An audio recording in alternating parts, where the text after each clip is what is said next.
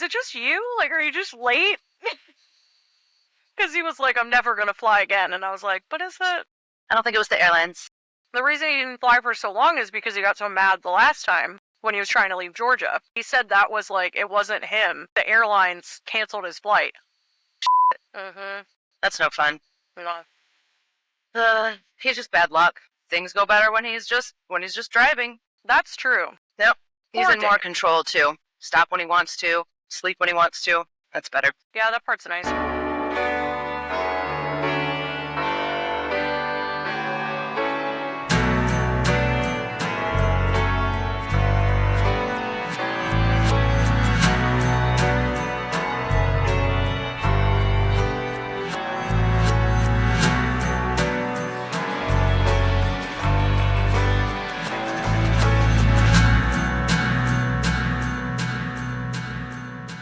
We are Walking Dead, a podcast pulverizing episodes beyond the Walking Dead universe. Sometimes we bring you news, sometimes we make you laugh, sometimes we go deep. But I don't think that's going to be today, because it's just us ladies. We are here to discuss the second episode of the Walking Dead, Daryl, Dixon, Book of Carol. Did I get all the titles? You did. Second season. Titled Moulin Rouge. Talk about a problem child. He's gonna show up and he's gonna have horrible background noise. Oh my gosh, David. I'm one of a kind. We have a special guest with us today, David Cameo. You might know him from Squawking Dead podcast. For like 6 years until he got booted for Maybe. the ladies. Yeah, we kicked him out, but we're inviting him back just for this special episode. Anyway, what I was saying was that I had a tumultuous experience trying to watch this episode, which it also sounds like Dave did. So, Rachel, were you able to watch it yesterday evening or what? I watched it yesterday morning-ish. I watched it after your coverage of From. I feel like I missed out because I didn't get a second viewing. I think I'm going to end up having to binge watch this series again sometime during our coverage of it. Yeah, I'm just going to enjoy binge watching it again. Talk about our initial reactions. Let's start with our special guest, David. David, what did you think of this episode? Yeah, I feel so special. Wow, I get to give my impression first. It's amazing. You get to go first. Well, I'll say this much. Now he's unprepared. I was gonna get on here. I was gonna get on here and say something about this episode rubbed me the wrong way.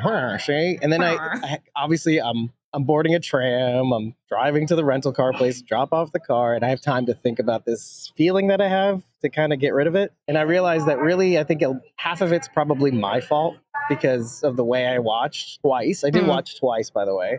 And then the other half of me was thinking, we've done this for a long time. And sometimes podcast brain is one thing, which is overanalyzing something and to the point where you don't enjoy it. Yeah. But the other half of it is every episode has to be perfect.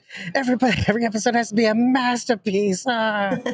So, sure. There is some sort of, weird evaluation of it Affinity. that wouldn't exist otherwise. Yeah. Mm-hmm. So I think what really rubbed me the wrong way was probably the comparing it to the first episode and how crazy layered it was and how themes were repeating. And it did that here in this episode, and I liked it. And there was a lot to like about this episode. Obviously, when Carol landed in France, I was like, okay, Rachel's going to like this. She's like, she's that much closer to Daryl. I think of you guys in my watch. It's crazy. And so, yeah, I felt that. Yeah, but otherwise, actually, just to cap it all off, really, in some ways uneventful, but in other ways, they're like just key things that are really cool about this episode, like how they were in Greenland and the tables turning, which I saw coming with L'Union de l'Espoir, with Dosang and everything like that, and being supplanted by just Jacinta. We figured out how to pronounce her name. So overall, it's a good episode. Not perfect. It doesn't have to be. And that's okay. I enjoyed this episode. There was a moment, I think we're all going to talk about the moment that I was like, oh, we're going that direction? Okay. Yeah. Well, I guess it seemed inevitable because people were really pushing for it. And come on. You did not see that coming? I'm not mad about it. It's just like, oh, okay, we are going to do that. I guess I was still holding on to my love of Connie. So it's fine. I'm okay. I'll be okay. The kiss did kind of listen, I was a Connie. It poked me a little. Too. I really liked Connie. But in my head, I was like, you know what? Because when I saw it, you know in your heart that it's like whatever's best for Daryl. So when it came to that moment, at first I had like that knee jerk, like, no, I don't want that. But then I was like, Oh, wait. Okay. How long has this been? 1. 2, Connie has inevitably moved on also, I would assume. She probably met another guy. They were never She's together. with, what's his name from The Ones Who Live? The actor's Esteban. name. So I feel like it's going to be a point of contention for a lot of people. I know carolers are probably losing freaking out. their ever-loving minds. But I just want to say, like, I get having like the knee-jerk reaction because you're like, oh, okay, we're going to go this route. But I don't dislike Isabel. I think she's a good counter to Daryl. The fact that he's become so beaten down and he's kind of got like a lack of faith now, even though I would argue he still does have faith because he literally was willing to look for Rick everywhere. Endlessly. So there is faith and hope in him, but she helps him to, I think, kind of name that faith and hope instead of it just being like, oh, I'm just doing what's right. I'm just looking for my friend, to say like, no, I have belief in something. I'm not opposed to it. I think the storyline itself was riveting. The points where you're like, oh, see, I knew it. Lasong is evil. I knew it. And then it's like, no, it's Jacinta instead. And like, also, who are you, Jacinta? Why? Where did you come from? And why are you like this? Poor Emil. And that whole storyline, but like, yes, Falou was still alive because, oh my God, did I think Falou was going to die in that moment? Refresh my memory for a sec. Did they kill Emil in this episode? Yes, they did. We heard a gunshot, That's but right, we that's didn't right. see. Isabel. We didn't see a body. It was implied. We didn't it was see a body. implied Yeah. that they. And it's to mirror what happened in Greenland, basically, too. I mean, a friend killing a friend. Oh, basically. sure. Okay, yeah. I can see that. Anyway, so overall, I thought this was a really good episode and I really enjoyed it. Yeah, was it the peak perfection of episode 1? No, but that's okay. You've got to have the ebb and flow. Otherwise, the season isn't going to work. I'm excited for the next episode. I think it'll be good. Unlike David, I'm going to give my first impressions as well. I, too, enjoyed this episode. I thought it was fantastic. Definitely took me by surprise.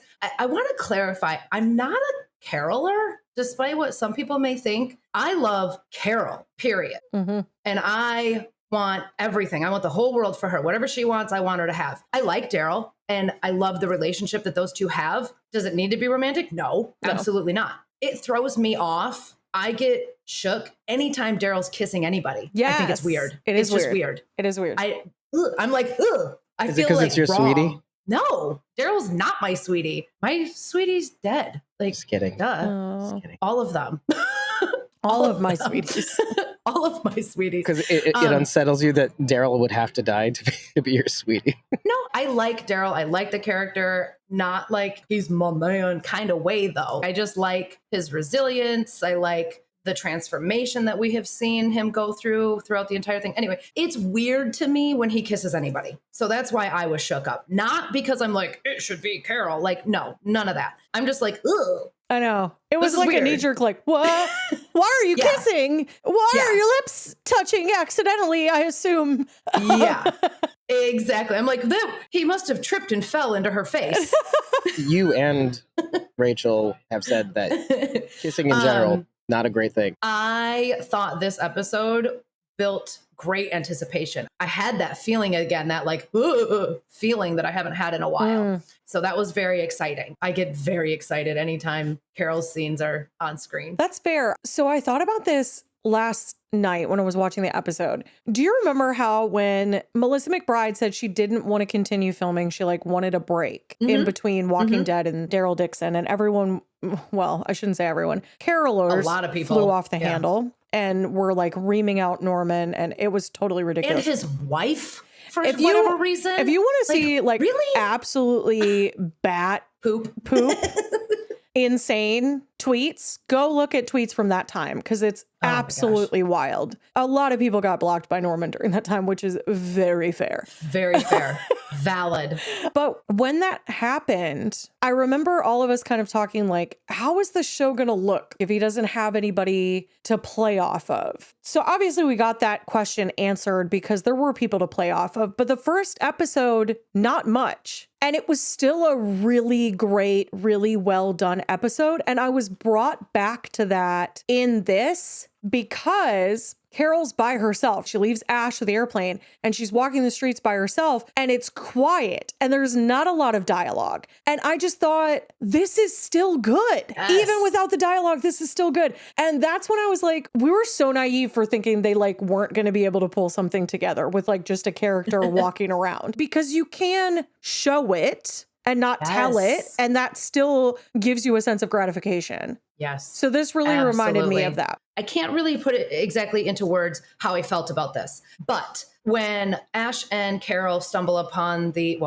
stumble upon Carol and Ash, the ladies that are studying the glacier migration Greenland. or whatever. Yeah. It's Ian and Hanna. Anyway, they stumble upon Carol and Ash, and I had several thoughts initially. My first one was, oh, good. They can die and Ash is safe, at least for this episode. That was my first thought. That's fair.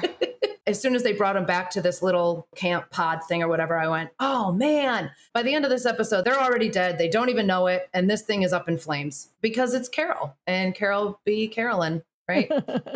And then I saw like the beaker weird meth lab thing set up or whatever that she had. And I was like, oh, that's definitely getting exploded. I was only half right. But you were mostly not right. The place is completely fine.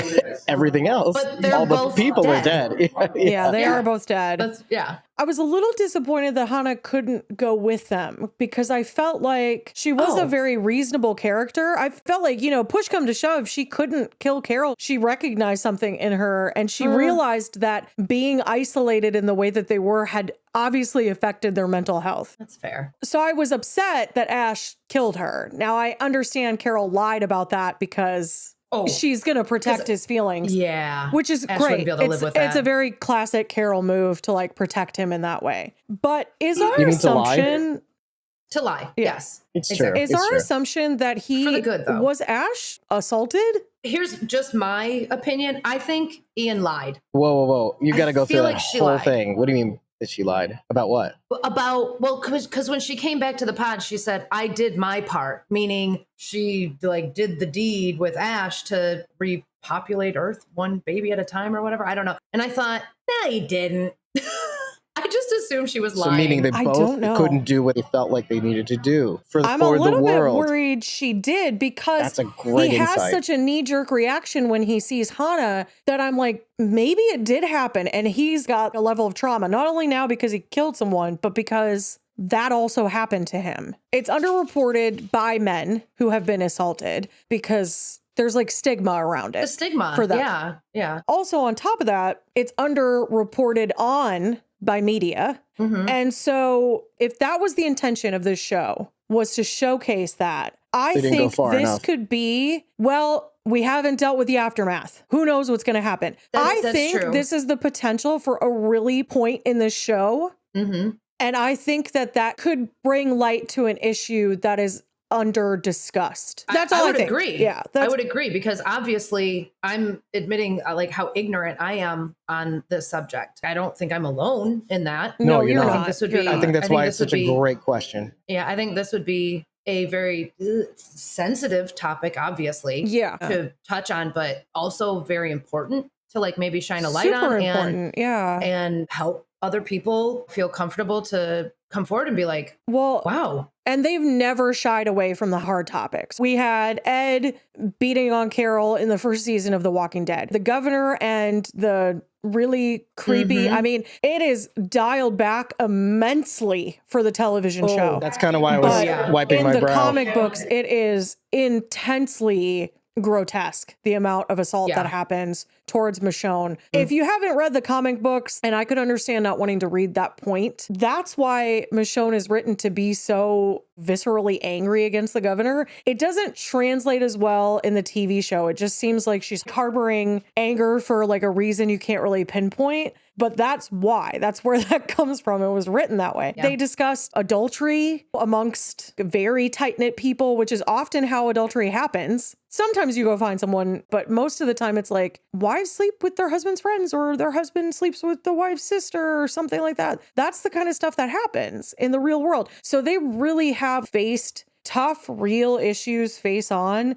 under the guise of a zombie apocalypse. So I could see it going that way. I just don't know if that's what's going to happen. It could also explain to some extent why Ash didn't want to really be alone when Carol's like leaving him at the plane. Some of it's like, I flew you here, so I deserve to be able to leave. Yeah. But some of it may be like, really don't want to be alone right now. Mm-hmm. The last time I was alone, this is what happened. Maybe that goes somewhere. Maybe it doesn't. Maybe that's it. And we're just grazing the surface. Assuming that it didn't happen, let's just even go. We could say it didn't happen. Yeah. Let me just say this much. If it did happen, in my opinion, did not do a good job of highlighting it. But let's say I it don't didn't think so. No, because they just kind of graze over it as if it didn't happen, or as if it was nothing, and it's not nothing. Let's assume it didn't happen. That's fine too, because it's not made clear. I think it just shows how much, in a very Carol way, Ash was protective over Carol in a Carol way. Carol would have shot first, asked questions later. Yeah, absolutely. And I think she lies to him because she sees that part of her growing inside him.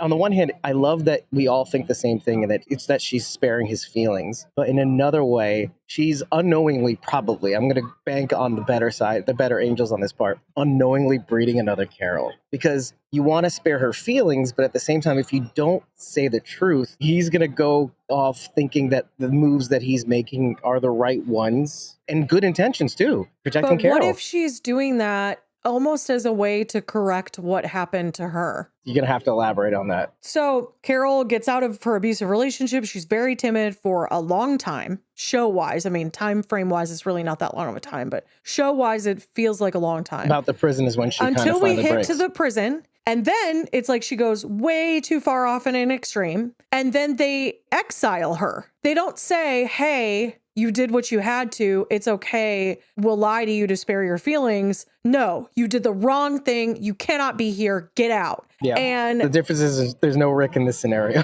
No. So I'm wondering Carol. if she's not taking this opportunity to almost relive her own experience and play it out in a kinder, gentler way to say, you know what? You didn't have all the information. That doesn't make you a bad person. You don't need to feel bad about this. It's okay. I'm going to let you live under the delusion that you did what you had to. It would just be her correcting what already happened to her. I mean, in truth, there is no correction. I mean, it was a mistake. I would love for him to be unstained from this apocalypse. Really, I would. Me too. I look at him and I see the Carol that hadn't had to change, and it hurts a little bit. Carol always had to change. I don't know about change, but like be the person she was supposed to be before Ed. I agree with that. You know? Or I would say even this much. She is the person she was meant to be. There's no going back. And she helped a lot of people along the way. It's like every one of us does this thing with the Catcher in the Rye thing. We all want to save people. I mean, to a certain extent, people that we really care about. And so I see that. I want to help people save themselves. If you can do that, that's even better. But if the thing already happened, you can't really do that. But yeah, I see that in Carol. And it's like, is that what's best for him is not telling him? And maybe that's a question we should ask ourselves. That's a good question we should ask. Is what she did the best thing for him? I would say in the moment, yes. Well, I mean in the long term. There may be more of a... Right, because assuming he did get assaulted, right?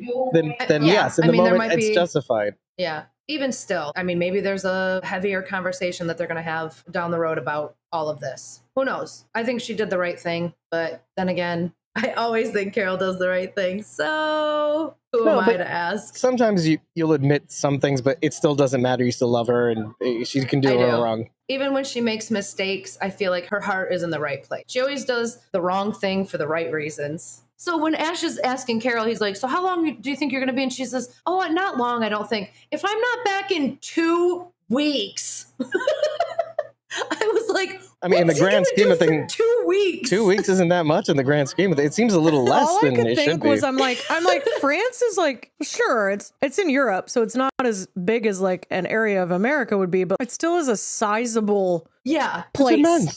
Yeah. For you to be like, yeah, I'll find him in 2 weeks. I was like, this is incredibly optimistic, but I'm wondering if it's not her way of being like in Paris, and Daryl started in Marseille. It's like, what? I'm wondering if it's not her way of being like, if this is going to take me longer than 2 weeks, this is how I get out of telling you the truth. That's very fair. See, my brain went to, what is he supposed to do for 2 weeks? I thought the same thing. I was like, what is this dude going to do? Also, he's by himself. So you're going to come back to a dead Ash is what I'm thinking. For sure. Stop it. For sure. Which I hate because I don't want that to happen. Come on, you didn't think he was gonna die during the whole something. Tapanog. Olive Tepanod. It's Yakitori. It's the Tappan Zee Bridge. Tupalog. I was very close. I feel like Tupalog has been mentioned in another show. I love hearing the different words for walkers that people come up It with. is my favorite thing, and people always complain about it, and I think it is like the coolest thing that they do that. I love it. Yeah, people are always like, so stupid. They're always coming up with different. I think it's awesome.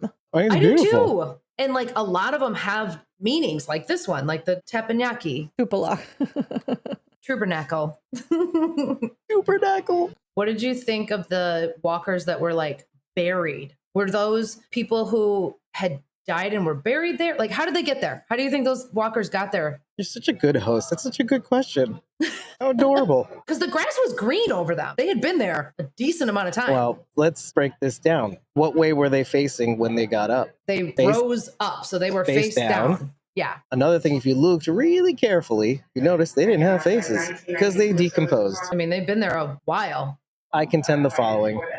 They died of starvation. They were looking for sheep in the countryside, wandered, went face down, tumbled face forward, and grass grew over them and everything. The Greenland winds. And one of the things about like Ireland and Greenland and in that general vicinity, the islands in the Atlantic, is that they could have done a better job of this. It usually blows all sorts of different flowers and stuff like that near the coast. So they could have rose up with different types of flowers that aren't necessarily native to Greenland, let's say. Like there's a place off of the coast of Ireland that has that feature, and the flowers grow in between the rocks that are there too. So it's extra beautiful, but they looked really cool. The special effects was incredible. Yeah. Oh, this episode just isn't less than godly perfect. Oh, kidding. No, they were really cool. So The Terror, which was a show on AMC, it was going to be like an anthology, and each season would be a different tale to tell. There were only 2 seasons of it, as far as I know. The first one was called The Terror. The second one was called The Terror Infamy, which was different. But the first season is killer. If you haven't watched it, you really should. It's great. It's based on a true story, which is even crazier. Wow. Because the story itself is terrifying. It's based on the journals of the men who were on the boat. Right. I saw the initial episode. It's a boat that's traveling, and it ends up getting frozen in the Arctic. Yep. And it can't move. And so they're trapped, and then they're being attacked by what they believe is it's something known as a Toonbak. A Toonbak is an Inuit myth as well. Okay. So it's similar to this, which is why I thought it was the same thing, because it's similar in spelling. And anyway, so this is also part of the Inuit religion, but especially in Greenland. And it was an avenging monster fabricated by a practitioner of witchcraft or shamanism by using various objects such as animal parts like bone, skin, hair, sinew, like whatever, and even parts taken from the corpses of children. The creature was given life by ritualistic chants, and it was then placed into the sea to seek and destroy a specific enemy. And if it failed to do so, it went after its creator, like they said in the Yes, so the use of a Tupalak was considered risky, as if it was sent to destroy someone who had greater magical powers than the one who had formed it, it could be sent back to kill its maker instead. Ooh. Although the maker could escape by public confession of their deed.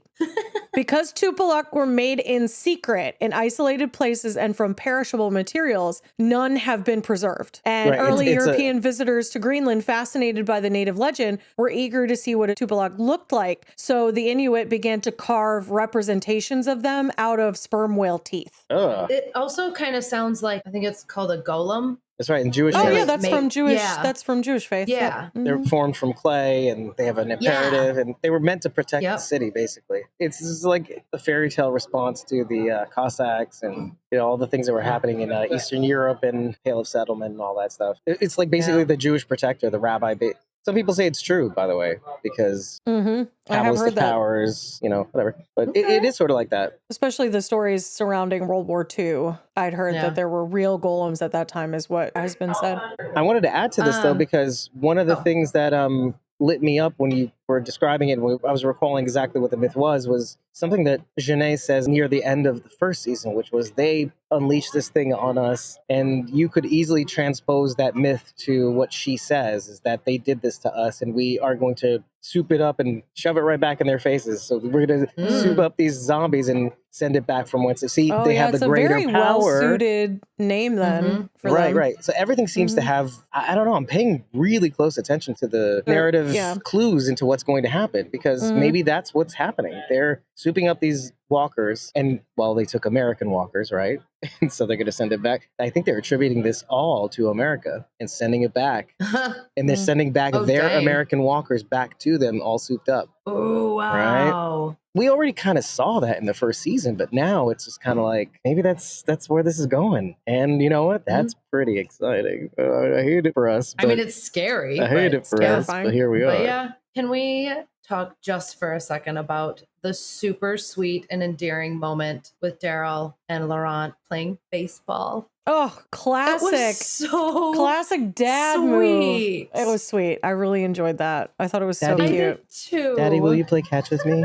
Right. And then the conversation that he and Isabel have about balance, I took that conversation one way and maybe I was wrong. So it sounds almost like she's scolding Daryl. You're making Laurent do too much. But Daryl's like, well, no, baseball's supposed to be fun. So I'm like, lay off, Isabel. This is a leisure. He is having fun. Let him have fun. It comes off that way initially. I think if you think on it a little bit, it might just be more about offering a really firm balance to Laurent. And so like Daryl is offering that balance. She just doesn't register it as that, because she sees sport and like, oh, he's exhausting himself just like the training. And he's like, no, this is the fun that you're saying he should be having. Yeah, exactly. So it's almost like he's able to push back, and I think she concedes. He's only having fun when he's with Daryl. So really, all the rest of it is taking that balance away from him. And I have to respect the little monologue that started off the episode by Laurent. It was so touching. Every single time, man, that guy talks in child monologue. To be that young and to have such a deep faith to say, God, this isn't what I want, but if this is what is needed of me, to say as a kid, wholeheartedly to say, thy will be done, it blows my mind. It actually made me feel like, Bridget, you maybe need to trust more in your faith. Like this kid is like this old and he's like, no, thy will be done. You know, whatever I need to do, please give me the strength and the patience and the love and the kindness to do it. It goes to show that I understand why they see hope in mankind through Laurent. His depth of faith is beyond that of an adult, wholeheartedly, I think, at such a young age. I don't think anybody really could compare. Even Lesong has doubt. And Laurent is just like, no, this is what is meant to happen, even though he doesn't want it. And I think that that's going to play a big part later, because even though Isabel and Daryl may be like, hey, we're going to leave, we want you to come with, he might feel obligated to stay, to heal these people. Not physically, I mean spiritually, like to heal them. Yeah. You know what? I think you touched on what rubbed me the wrong way a little bit, because, okay, now I can articulate it. And it was that we followed these people. These people were it. The L'Union de l'Espoir, right? Oh, yeah, I know. Right? So and then frustrating. now we killed it. Like, let's say it's we, but it's Daryl. Daryl and Falou, they killed a bunch of them, and including Emile. And I think that's why this episode is so good, because this episode with the Greenland ladies kind of exemplifies, well, we don't have to kill everybody. And yet it happens in France. And I like that we're still not sure when to do it and whom to do it to. Essentially, Ash and Carol were in the right to kill them, basically, because you're not going to be sure that the other lady's going to come back and kill you. But as far as Leland is for, I mean, it's the young bucks, Dave, that are doing the killing. When push comes to shove and it's the most impactful death, it's not like kill or be killed. Falou and Daryl are killing men that are going to kill them. Right, but you don't think. Ash's knee-jerk reaction, he kills her. Right. You know, Isabel... Well, it scared him at least. She's not as exposed to the world as Daryl has been because she was in the convent for so much of that time. And she's the one who has to make the kill. You'll notice, I think it was intentionally chosen that it was not our characters who we have come to know and love, because they have lived enough in this world to know who to kill and when to trust your gut and say, no, I think this is going to work out. I think we're going to be able to make it. And so Isabel mirrors Ash. Yes, correct. And that's kind of what I was saying before, by the way. Makes that harsh reaction. I mean, to some degree, it probably had to happen, but maybe Emile could have just left. See, that's what we were all thinking, because it mirrors the other lady. She could have left too. Well, yeah. I was thinking they should have brought Emile back, because he could have spoken about what happened. Jacinda I presume she told just this small group of people her plan, right? The bigger group that's still there, they're living on faith. They're there to follow Laurent. And oh my gosh, why can't I not remember? Lasong. I think he has good intentions too. I really do. He's misguided, I would say. The bulk of the people there,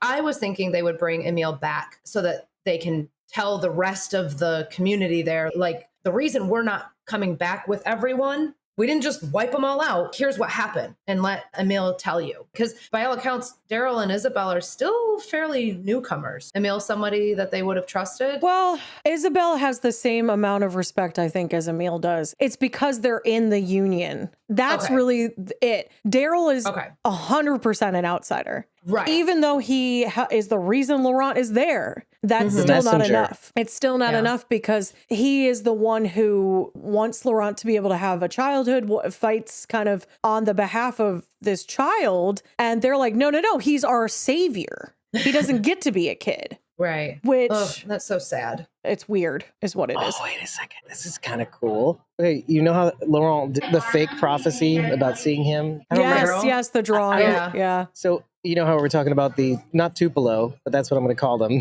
Tupolog, I guess, and the golem and going tabernacle and going after your creator and stuff like that. Well, Daryl in this scenario is kind of like that creature. He was meant for l'Union de l'Espoir, right? The Union of Hope, until some force, maybe the Union themselves, went after him, and then now he's attacking the Union. So it's like he's the thing that they're attacking. He's defending himself, though. He's not attacking, like he's not going on the attack, he's just defending. I think there's a big difference. I'm just saying metaphorically that he's being attacked, so therefore now he has to attack back at his creator, let's say, the people that employed him to bring back Laurent. It's interesting. You're putting pants on the moon. Let's take a step back. Well, I'm just visualizing the pants on the moon via an app, really. The true issue with this, Dave, is not that. The true issue with this is that is Daryl's one contact to get home. He will now lose that contact. There's no way that this side kind of mutiny of things that's happening with Jacinda, inevitably this probably foreshadows Jacinda's probably maybe going to try to take Lasong out or something if he doesn't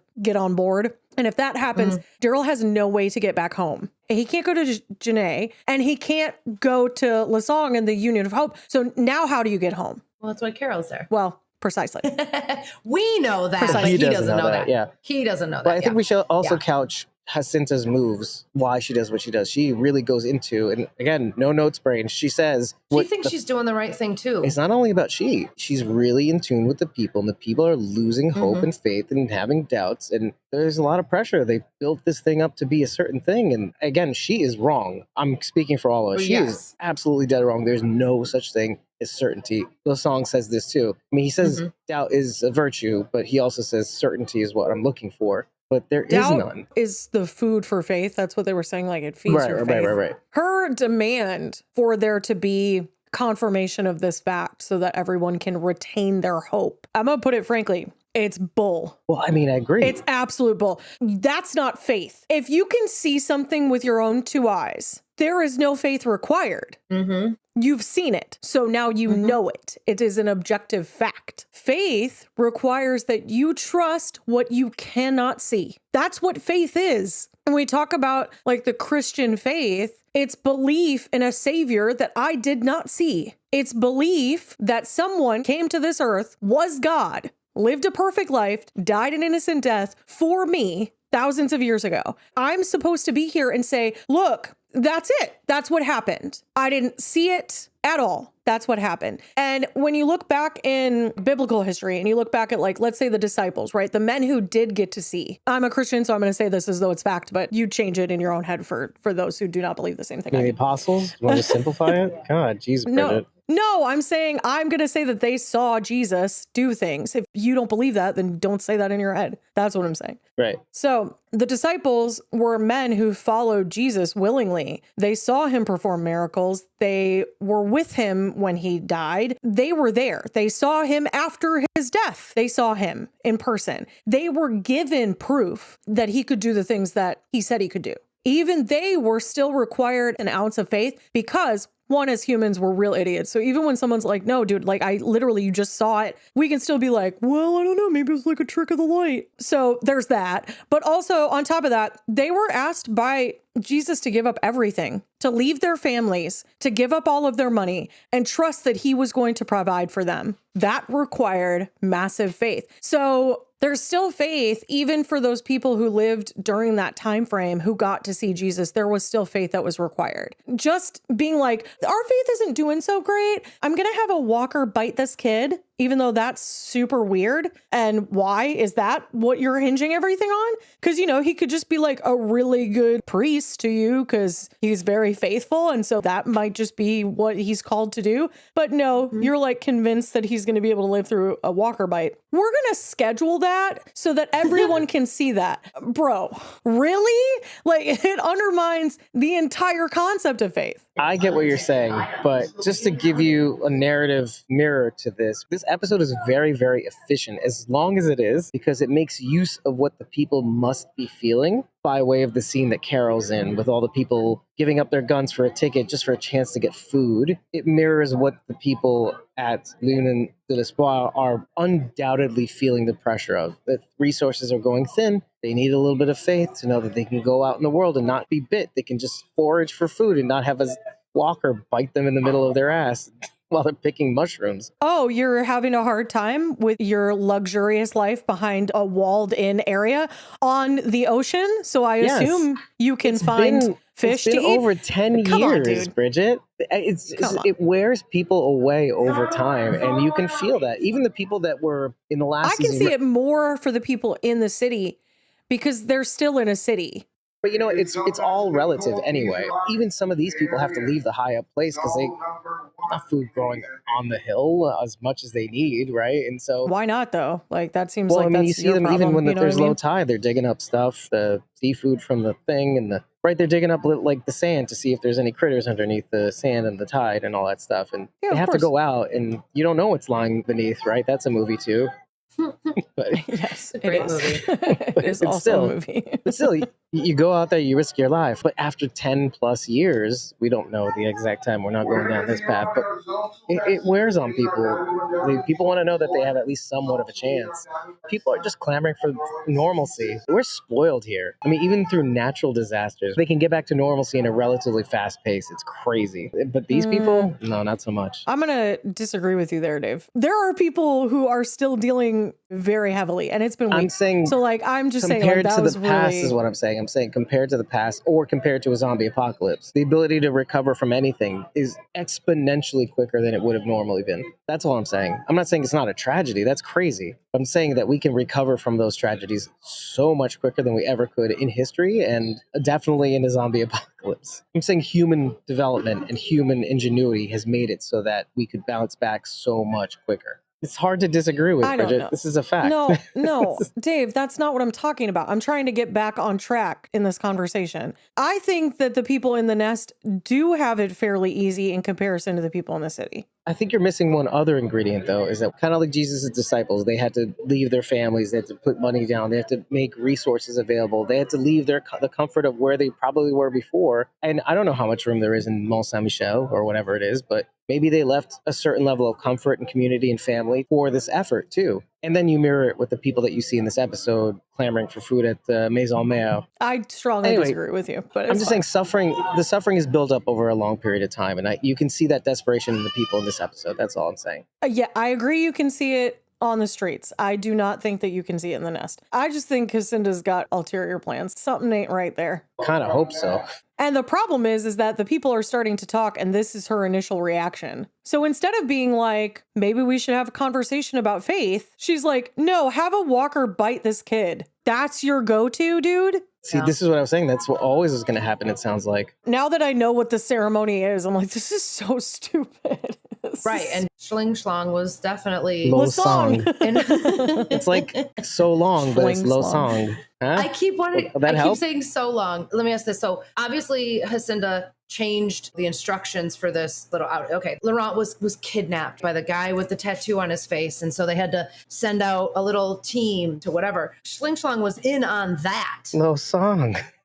Whatever. No, he Yes, wasn't in on that. He was in on that part, not with taking out Daryl Dixon. Correct. Killing Daryl was Jacinda's change to the plan, but he was in on the initial fake out abduction. I don't understand the point of that. I don't either, because he says, well, we'll still have to deal with an angry Daryl. I don't know if they were trying to give themselves enough time to complete the ceremony once Daryl gone. Right. It's kind of like a wild goose chase, because if he says the man with the face tattoo and the trail goes cold, he'll have a couple of ideas of where to look next. So he'll be wasting his time before he ever gets a chance to think about going back. And by then, the deed is done and they have all the faith they need. And they'll be like, oh, yeah, it all worked out for the best. I guess he came back home by himself or something. Or maybe the man with the face tattoo brought him here and then he decided to leave. But they could say anything they want to at that point. And it's not a terrible plan if they wanted to get away with it. But Jacinta decided to lose her faith in Losang, first of all. And that was the undoing of that plan. Had she not done that, they might have gotten away with it too. I can get behind that, because when I found out that Sylvie sneaks into the little area when she figures it all out, and then we see Slapstick there, whatever, and I was like, oh dang, okay. I definitely expected to see Jacinda, but not him.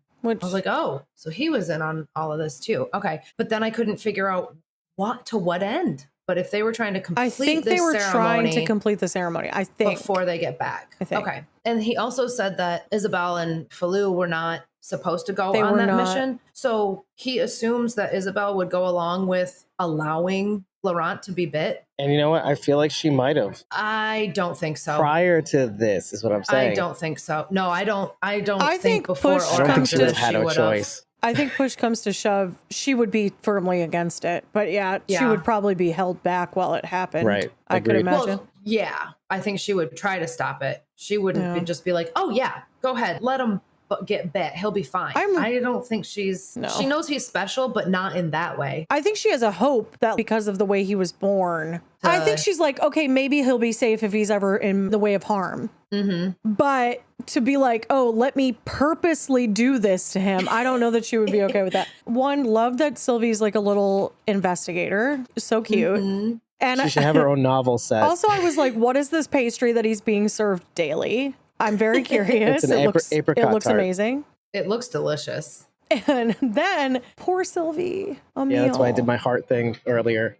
I'm really worried about her. I'm really, really glad that we talked about this episode, because understanding that they did show, don't tell, and tell, don't show, but they all work well with each other, because they mentioned twice about doubt and how it is the fruit of faith or whatever. Of faith. I think that's what it was. Fruit of the loom, right? Losang, yakitori, whatever. We're confusing everything today. Yes, yeah. Right, which the moon wears before it wears pants. Anyway, what I love about this episode is that it goes into doubt, and then were it not for Jacinta's doubt, things would have shaken well in their way. But because of her doubt, it goes our people's way. And in spades, her lack of faith, it wasn't doubt, it was lack of faith. In Losang starter, in God finish, is the means by which people find their salvation. Like our people find their salvation, let's say. Will that last? I don't know. And I feel like the word paysan. I feel like that word. That was fun. And I'm going to call myself out here, because as much as I'm a very much Daryl and Isabel stan, that word in and of itself means that this is going to be a short-lived thing. If we're going by some sort of narrative tell how much she loves the word to pay, like a short reprieve, the paysan, then this is his short reprieve. And I don't like saying that, because it goes against what I personally want. I do personally want him. Can we just be happy? Just happy. Well, unfortunately, we had our characters agree that they would happily escape together, which I love. And so, and I love that. Of course, I don't trust anything. But yeah, I'm waiting for the other shoe to drop, unfortunately. Unfortunately. Well, I think you're onto something, Bridget. I think Laurent's going to want to stay. I think that could be a possibility. Yeah. If we really hone in on what he said during that prayer, I think that's a likelihood. He wants to do what he needs to do. It would be beautiful. It really would. If they gutted out the bad out of the nest and were left with him leading the rest into this Renaissance era of faith, I think that could be really beautiful. But I won't speculate too much more on that. I think that's the only hope of them not coming out dead is that outcome, and that will lead Isabel firmly in the caretaker role for Laurent, and Daryl leaving with Carol to Spain, because we all know that's coming. Carolers have gone above and beyond to be really mean about the ones who live. Some, let's be clear. Yeah, it's not everyone. There's a particular set. But it's like, yeah, there were some really horrific things said about the ones who live, which is why it was such a sensitive topic when we covered it. There kept being conversations about like they just don't have chemistry. That was being said, but in a much meaner and more racist way. Depending. Yeah. Depending. Not everyone. I'm not saying everyone. And the problem is, some even things if you were say, coming off. when you say things like they great. don't have chemistry, because of this, they automatically assume racism. Sharon D had those feelings, but it was more about the actors. It wasn't always being said that way. Yeah. I'm just saying on occasion. Right. No, it was for like valid reasons. On occasion, it was coming off that way. We're not relitigating this. I don't feel that same, but I believe Sharon D wholeheartedly, and I believe people in general when they feel like that way. I mean, that's you fine. see what you see. You know what I mean? Exactly. Who cares? You're the one who's allowed to ship whoever the hell you want. Absolutely. I'm going to just say this out loud, but when you do the thing where you, because somebody else doesn't like that thing and doesn't like that you don't like that thing, they have to go, again, moralizing opinions is what I said at the end of the last episode. They feel like it's open season on you because they don't agree with them, that you can take them down by any means necessary. You don't have to believe anybody. All you have to know is that they're racist, and then full runway to go after them. Anyway. All I thought was, is Falou going to walk up and be like, what the hell is going on? Every time I'm with a couple, I'm with a man and a woman, they end up kissing because he was with Emile and Sylvie for a while. What can I say, Falou? You're magic. Falou. Anyway. But I was thinking we should talk about Codon right now because he's in a spot. Poor guy. He is one tough man to just be sitting there saying like, he's not talking. Rachel's like, he's that much closer to being dead. So. I could see her lips were being licked. It's so weird. I can feel it coming. He's never been so attractive this close to death. He's looking really good, all cut up. I mean, I'll be honest with you. Has he always been this cute? I felt the same way. It's fine. I don't know what it is about a man just covered in blood. Gets the juices flowing. Whoa. And I think they're calling my flight right now. Oh, they're boarding. I've got to go. I must go. Go. No, but I actually think that upon hearing that scene was coming up, they're like, okay, Romain Levy, you've got about maybe 3 months before we film this scene. Time to get jacked up. He looked good, other than being all cut up. I was impressed that he hadn't folded yet. I was like, dude, you are really sticking to your guns on this one. What is this to you? I love that little bit of mystery. He's a man of his word. That mystery gets left over from the first season. It's just really great. I think it may have to do with faith and hope, ultimately. He may be like a faith-based man, and so that might be where this is coming from. We don't really know much about him, honestly. So it's we know unusual. He loved his brother, whom Daryl killed. Or was it the woman? The woman killed him. Yeah. But Daryl takes the blame for it. I don't even know if he because they killed her him. father. I don't think so. And she goes with them, I think, if I'm not mistaken. I for sure thought she'd show up in the first season at some point. But I did too. So I'm surprised she hasn't. Maybe she'll come for the second season. I don't know. I love that they did the pan over to the watch. The answer is so close. Right there. And she doesn't even know, which was kind I wonder of if that nice means touch. something, that maybe we've missed something that's obvious too, that they've shown us. I'm sure there's lots. That Ash is going to die. Lots. Stop!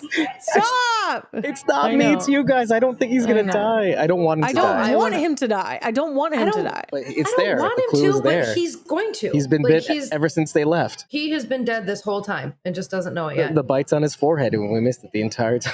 Here's when you really have to worry if someone else is introduced and they also are a pilot. Ooh. Then you really have to be worried. Yeah. Whoa, that's heady. You can never have more than one thing. Just like doctors. Don't be a doctor. Oh, like in From? Oh, yeah. Oh, great. Right. Oh, great. It's just happening in every show I'm watching. Great. All right, listen, I'm going to get going. I know that even if we have to sign off, I have to board a plane.